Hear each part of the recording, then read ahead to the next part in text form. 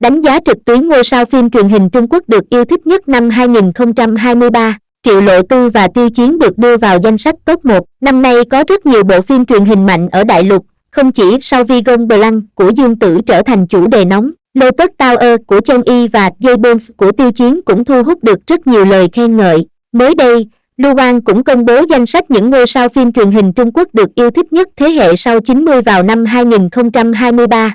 Không có gì phải bàn cãi khi Tiêu Chiến và Địch Lệ Nhiệt Ba đều có tên trong danh sách. Chen Y vẫn là chủ đề nóng sau khi trở thành chủ đề hai mặt trong Sao Vi Gong Blanc. Giao Lucy không thể ngăn cản, Wang Yibo có sức hút rating mạnh mẽ, và doanh thu phòng vé của bộ phim mới của anh tăng vọt lên hơn 3,8 tỷ. Ngôi sao giao thông phim truyền hình Trung Quốc có thành tích số tháng 1 năm 2023, Trình Nghị. Chen Y trước đây nổi tiếng với Liu Li và Tagawood Lai Chip. Ngoại hình trang phục đẹp mắt cũng mang lại cho anh danh hiệu thần hóa trang. Bộ phim cổ trang mùa hè năm nay Lotus House với sự tham gia của Trình Nghị cũng thành công rực rỡ. Thành tích phát sóng trực tuyến và danh tiếng khán giả rất ấn tượng. Dù Sao Vi Gong Blanc bị Sao Vi Gong Blanc chèn ép, nhưng Trình Nghị vẫn trở thành chủ đề nóng. Sau Lotus House, Trình Nghị cũng ra mắt bộ phim truyền hình mới Gió Nam Biết Điều Tôi Muốn. Đây là bộ phim truyền hình lãng mạn thời trang đầu tiên của anh, đánh giá tổng thể là tốt. Chủ đề còn cao, hai tác phẩm được trình chiếu năm nay đều đạt được thành tích vượt trội. Trình Nghị được chọn là một trong những ngôi sao phim truyền hình đại lục được yêu thích nhất năm 2023. Ngôi sao giao thông phim truyền hình Trung Quốc có thành tích cao nhất năm 2023, Tiêu Chiến. Tiêu Chiến trước đây nổi tiếng nhờ Chen Kim Lan, và anh ấy ngay lập tức trở thành ngôi sao hàng đầu. Mỗi lần ra mắt một bộ phim truyền hình mới đều thu hút sự chú ý.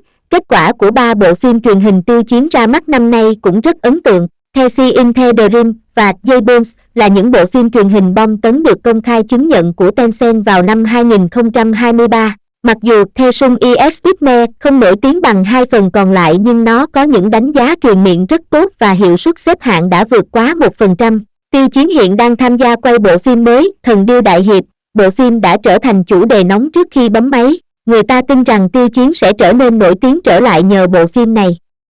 Phim mới. Ngôi sao giao thông phim truyền hình Trung Quốc có thành tích cao nhất năm 2023, Di Lai Ba. Những ngày đầu, Địch Lệ Nhiệt Ba đã trở thành ngôi sao nổi tiếng với hai bộ phim truyền hình đình đám Tam Sinh, Tam Thế, 10 Dặm Đào Hoa và Lý Huệ Trân xinh đẹp, và cô vẫn vững chắc trong số những nữ diễn viên hàng đầu. Điêu Ra không chỉ có nhiều tác phẩm mang tính thời sự mà vẻ ngoài xinh đẹp đến mức khiến cô trở thành trung tâm của sự chú ý. Mỗi động tác cô thực hiện đều mang tính thời sự. Dù thành tích của hai tác phẩm năm nay, Truyền Tố và Chuyện An Lê không có gì nổi bật, nhưng độ nổi tiếng của Địch Lệ Nhiệt Ba vẫn không hề suy giảm. Chủ đề vẫn còn cao, và vẻ ngoài xinh đẹp của cô trong tuần lễ thời trang gần đây đã gây ra những cuộc thảo luận sôi nổi trong và ngoài nước. Ngôi sao giao thông phim truyền hình Trung Quốc có thành tích xuất sắc nhất năm 2023, Triệu Lộ Tư. Giao Lucy là một nữ diễn viên thế hệ mới rất nổi tiếng trong những năm gần đây.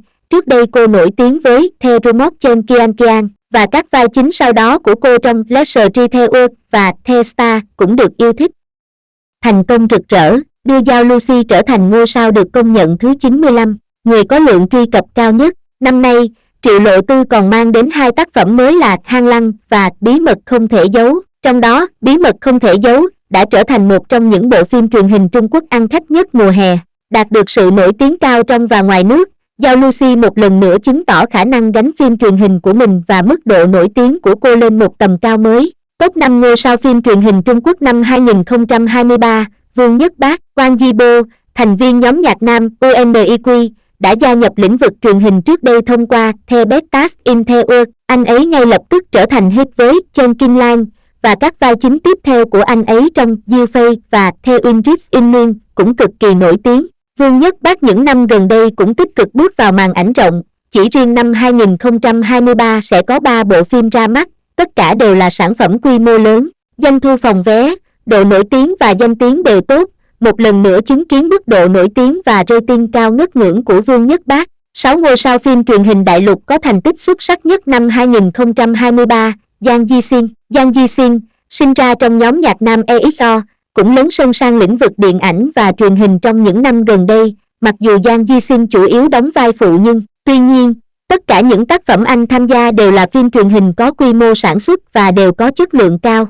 Bộ phim mới All or Nothing của Trương Nghệ Hưng ra mắt năm nay cũng đạt được thành tích vượt trội, doanh thu phòng vé lên tới 3,8 tỷ đồng. Đồng thời, chuyến lưu diễn hòa nhạc của Giang Ji Xin cũng đang được tiến hành và mọi khía cạnh trong sự nghiệp của anh ấy đều diễn ra suôn sẻ. Điều này cũng giúp anh ấy được chọn là một trong những ngôi sao có lượng truy cập hàng đầu vào năm 2023.